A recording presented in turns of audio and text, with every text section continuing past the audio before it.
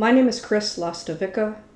I'm a first-year master's student in information science in information management and technology. One of my classes this first semester is Biometrics with Professor Owen McShane. In this class, Professor McShane taught us about fingerprints and how, depending on our ages, the length of time they last on a surface depends on how much oil we have in our skin. This means that very young people, prepubescent people, and older adults, people in their, I am describing them in this presentation as 65 and older, have less oil in their fingers. And this means when you leave a print, it does not last as long as it would for someone in between these ages, or someone who has just worked out and built up a sweat. I'm also interested in web accessibility and how that affects older adults. So I began to wonder how other types of biometrics affected older adults, if they did, if they didn't.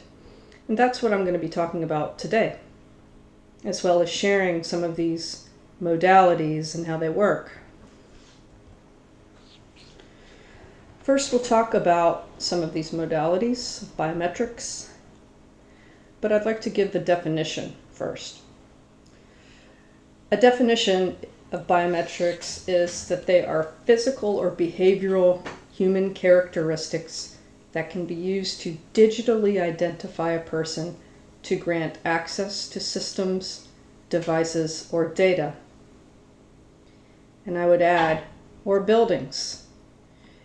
Whatever needs identification, whatever systems are in place in these buildings, these are forms of biometric identification which rely on our bodies, the unique aspects of different parts of our bodies. For example, fingerprints, as we talked about. In the past, most fingerprints were used with ink and pressing your finger on the piece of paper. But now we use scanners, digital scanners, so that it becomes a more robust technique for people, including children and older adults. Facial recognition is another form of biometrics. Iris recognition. The iris is the colored part of your eye surrounding the black circle, the pupil. Retina biometrics. Retina biometrics are highly accurate and expensive and reserved for very high security situations. Ear biometrics aren't as well known. They may become more prevalent because, as you can see in this picture, this man is holding a phone to his ear. Our ears are unique to us. So the phone can detect the shape of the ear if it's created in that way. And then every time you need to authenticate, just put it up to your ear. Palm vein biometrics are measuring the pattern of blood veins in your hand. These patterns are unique to us. It's also more difficult for people to find out what these patterns are because it requires an infrared light as part of the process. The general way it works with biometrics, this is very simplified, but the general idea is a part of your body, your user data, is first created as an enrollment template. So the system generates a template using an algorithm based on the data from points on your body and stores this enrollment template. Then, when you go to authenticate yourself, that you use the same modality, a new template is generated by this algorithm, and then it's matched with the stored template. If it matches well enough, you get access. If it doesn't, you don't.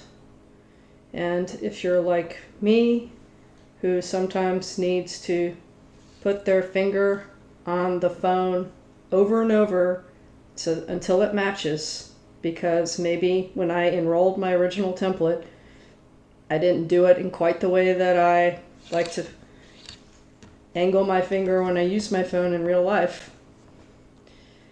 then you can see that there's a lot of matching going on.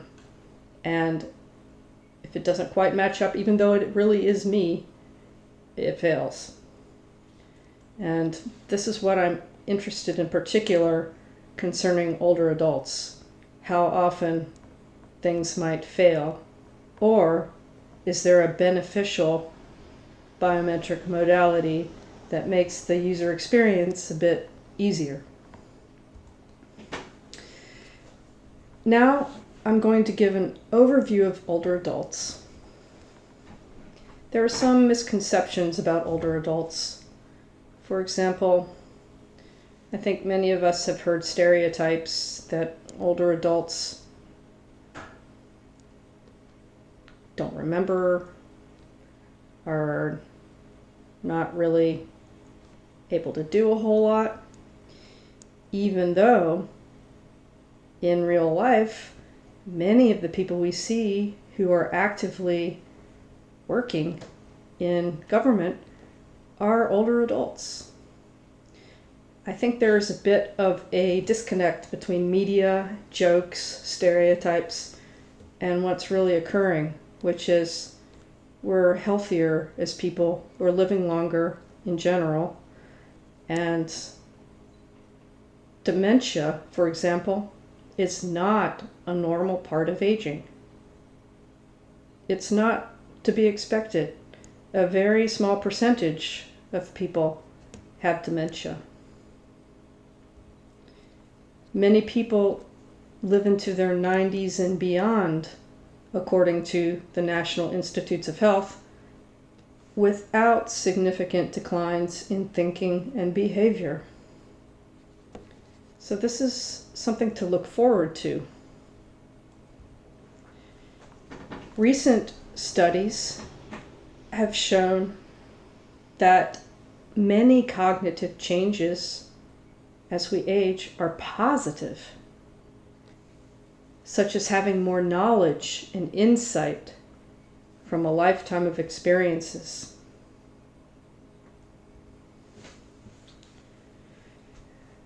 Currently, 20% of workers are now 65 or older. That is a fifth of our workforce, are older adults. And 77% of these over 65 workers said there are no limitations in the kind of work they can do. This means it's important, especially as the baby boomers are aging, very large population, coming into the workforce, staying in the workforce, I should say. It's very important that we make sure we are not just building things for 20 to 40-year-olds, that we keep the scope of the full range of ages in mind. Many of the web accessibility principles benefit everybody. For example, greater contrast, even though a younger person might be able to read it, doesn't mean it's easier to read than a higher contrast. Next, we'll talk about the dynamics of aging in biometrics. So the age of an individual can help determine which biometric prediction technique can be most effective. While biometric authentication offers advantages, including greater accessibility and ease of use, aging and medical complications can compromise those advantages. So, greater accessibility and ease of use with biometrics generally means the person doesn't have to, for example, figure out a CAPTCHA with very low contrast numbers or letters that are scrunched together and go through the frustration of typing that in, then asking for another one, having to do it over and over, and wasting time.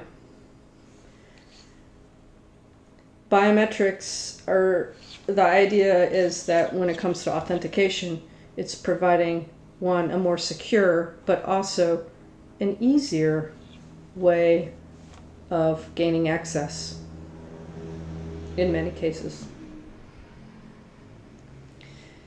So, aging and fingerprints, as we already talked about, when it comes to leaving a fingerprint, things are different depending on your age. But they're finding that there's likely an error rate, that the error rate of fingerprint biometric systems increases for older populations. Now, some of the reason for this is, for example, in this example in Kenya, seniors were trying to access pension funds, and it was set up as a fingerprint authentication system. So in order to get their pension, they needed to use their fingerprints on a scanner. So according to this article that was just from last year, older adults expressed concerns that they had been turned away because the biometric identification machines could not read their fingerprints. Some of them had their fingerprints defaced due to many years of manual jobs. So that's one reason that the reader wouldn't be able to read their fingerprints. Other reasons are medical issues that might be more likely as we age that would change the skin.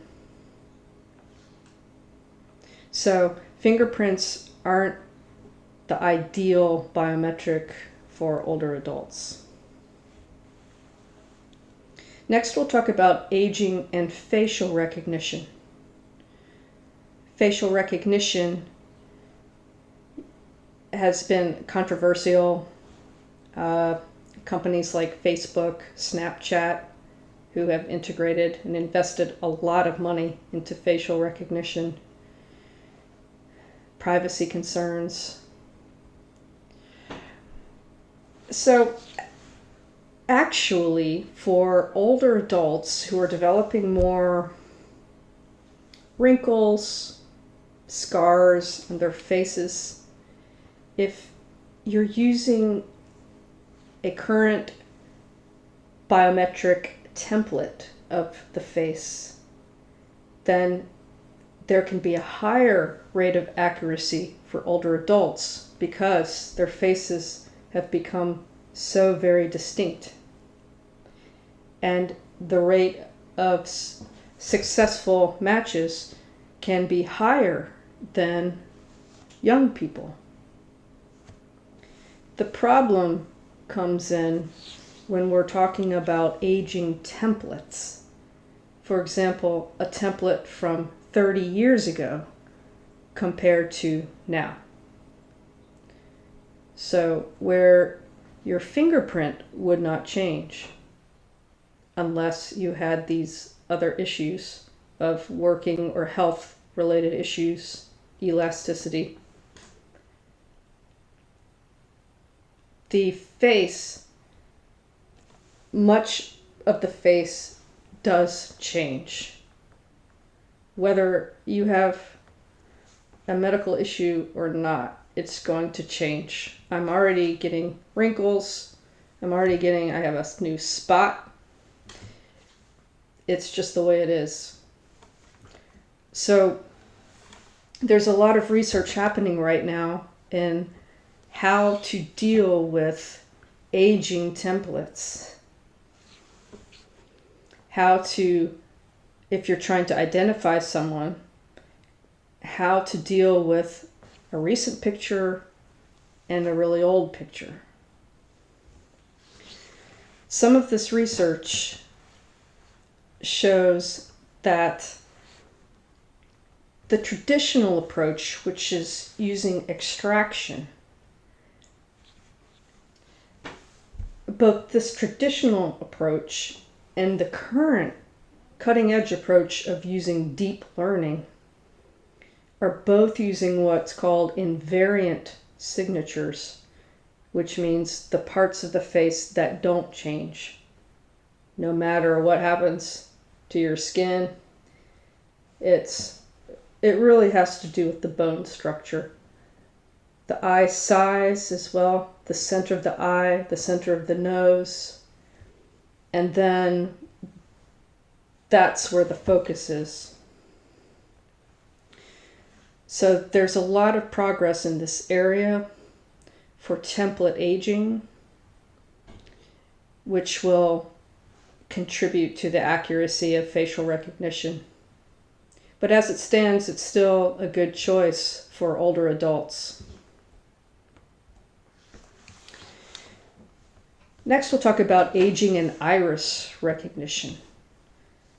And the iris, as I said, is the colored part of the eye, if you don't know, that surrounds the black center pupil.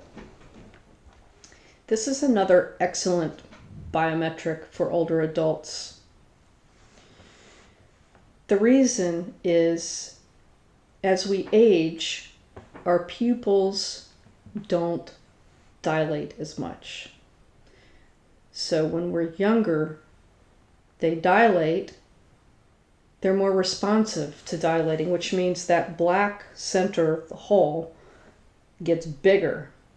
And when the black part gets bigger, the colored iris part gets smaller. So iris recognition for younger people with more dilated eyes is more difficult and error prone than for older adults where the dilation doesn't happen as much. There isn't as much responsiveness. That means the colored part of the eye stays so that the system can read the pattern more easily. So iris recognition is another great biometric for older adults.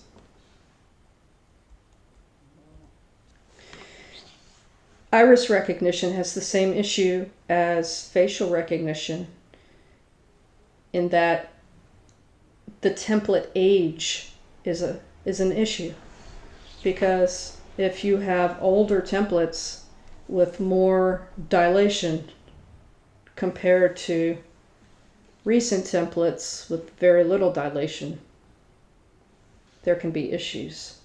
And apparently, according to this research, people didn't believe that there was a problem with template aging. Here, Fenker says the idea that a single enrollment can last a lifetime is challenged or disproved by recent research on iris template aging. Still, the iris is a great biometric for older adults as long as the templates are relatively close in time to one another. Palm vein biometrics is what we'll talk about next. It's a high security in palm vein biometrics because of what I said earlier, that it requires infrared light to help with detecting the pattern and passing that pattern on to the system.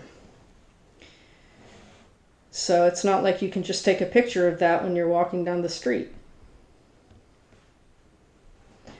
I discovered in researching palm vein biometrics and aging some conflicting views.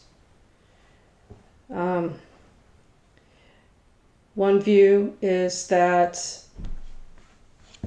the veins in the hands, the fingers, even, and the wrists remain relatively unaffected by aging.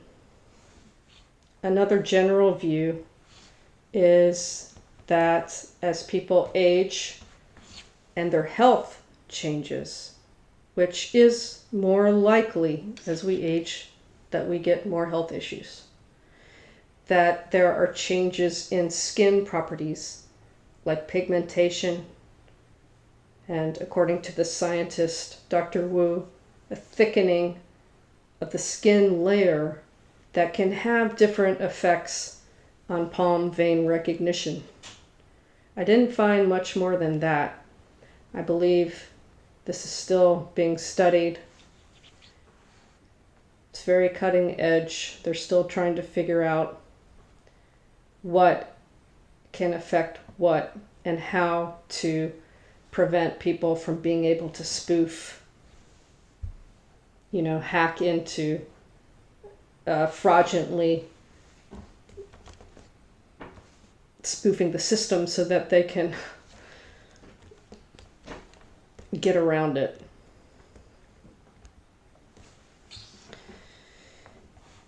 Now we'll talk about the ear shape. So our ears are unique to us. They are quite complex, actually. The outside of the ear, the inside of the ear, the 3D nature of the ear.